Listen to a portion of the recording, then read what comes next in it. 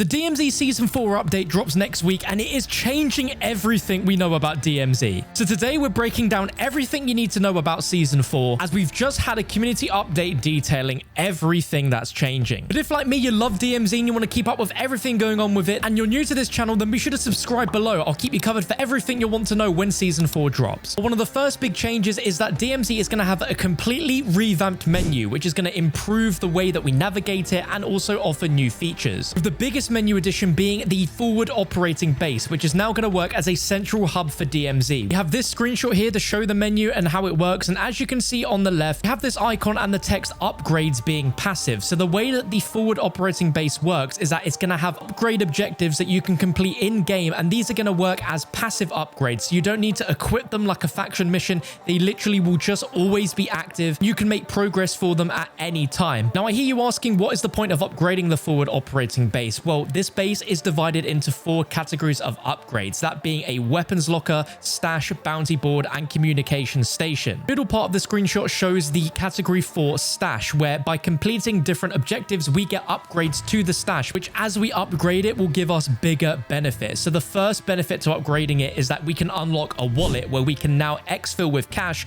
and keep that in a external wallet, so then we can infill into future games with cash, which I think is so needed, and I'm glad that finally it's not just converted into useless XP. We can finally go into games with cash straight from the rip. Below that, you can see a stash expansion, which will allow you to have a bigger wallet capacity and to increase the size of your keys and contraband stash. This is the exact same for the weapons locker, where we can upgrade the amount of insured weapon slots we have, the insured cooldown time, and increasing the contraband weapon stash overall. And I think this is a very important meta that we finally now have in DMZ. And then moving further down that image, you can see that we can increase our wallet and stash expansion a multiple amount of times by completing crown faction missions, which is really good. But another thing that's added to the FOB is a new category of missions called urgent missions. Now these limited time missions are unlocked through upgrade objectives within the FOB, and these missions will rotate and offer rewards for eager and efficient operators daily. And in the screenshot we can see that it says unlock Black Mouse daily urgent mission, and we have that for all the 4 factions. With missions being such an important part of DMZ, that has gotten a complete overhaul in how we progress with them. And that's with the introduction of faction reputation, and this is coming with Season 4.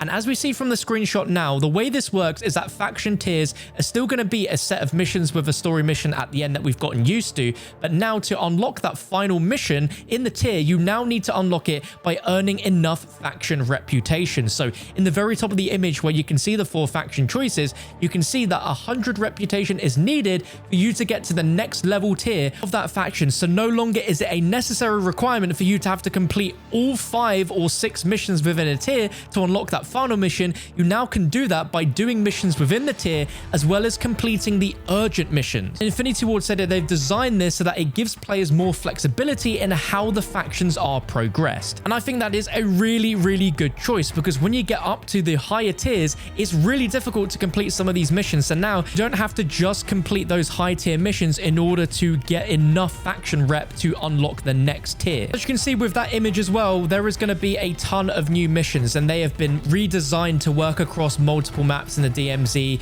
New missions, reworked missions, and the always active objectives that will now be present within the forward operating base. And what's really interesting with the missions is we're getting yet another new faction called Phalanx. But the interesting part is that this isn't an additional faction, because the redacted faction that were added with Season 3 have disappeared for some reason within the DMZ. There's no intel available on their whereabouts. So to replace the redacted faction, we now have this new Phalanx faction. As in the storyline, Kate Laswell is conducting operations with this new faction, as there is an unknown enemy faction that is invading Vondel, which is the brand new DMZ map. Now we don't get a ton of new information about it, but you can see this overview of the entire map, which shows it is pretty big and that there are 2 ways to get around, either by going on road across bridges to get to all these different POIs, or by using the water system, which is going to be very interesting. And we've gotten used to how that works with Ashika. I think this is going to be on a whole nother level with this map. But the confirmed new rewards and challenges that are going to be coming for DMZ with this map is that there's going to be a new boss and a weapons case. And we know the name of the boss is going to be called the Bullfrog. It's teased to be a vehicle boss, and we know it will work with the new amphibious vehicle, which can drive on land and on sea. So that's going to be really interesting. The new map will support up to 18 players at one time, meaning 6 6 squads of 3. And I think this is very sensible given the size of the map is somewhere between Ashika Island and Al Mazrah, because we have 18 on Ashika, and I feel you just get rushed so quickly by real players. So this shouldn't be quite as hardcore as Ashika Island has gotten lately. And Vondel will also have a new contract called Signal Intelligence, which will allow you to hack phones to gain access to cash rewards from other contracts in the area. New DMZ Vondel map will also contain dynamic fog, which is something which I don't think is going to be so much of a thing within Battle Royale, but it's going to have quite a focus in DMZ, a bit like how Ashika Island has fog. This is going to happen at complete random at different points in the game, but it sounds like when we first start a game, it will be foggy. That just gives me flashbacks to Origins with fog rolling in. So clearly COD still love mess around with everything fog. But if you weren't already aware, Season 4 is also going to have a complete reset of everything in DMZ, where faction mission progress will be gone, inventory will be gone, and this happened last time with Season 2 to bring in a new map. So what this means is contraband weapon inventories will be rolled back to starting weapons. Keys and mission inventories will be emptied, so use all your skeleton keys now because they will not be saved, and faction mission and mission progress will be reset because it's making room for that updated mission set. Now, if you're like me and unlocked the 3rd weapon slot during Season 1, or with the reset in Season 2, you've now unlocked the 3rd weapon slot, these will all be reset as well for all new ways to unlock these slots. It sounds like these shouldn't be too difficult at all, because instead of doing faction missions to unlock these, it sounds like you'll be doing these through the urgent missions and the passive missions. But just to clarify, any previous mission and boss enemy rewards, so like the weapon case rewards or getting the Heated Madness blueprint as an example, they will not be reset. All you're losing is your contraband and your keys. So when Season 4 rolls around next week, we will all start again with absolutely nothing. And I guess with the huge overhaul they're making to the way that missions work fundamentally, as well as the unlocks, it does make sense that they're doing this reset. But to me, this really does feel like this will be the last reset we'll have, because we're only getting one more season after this for DMZ.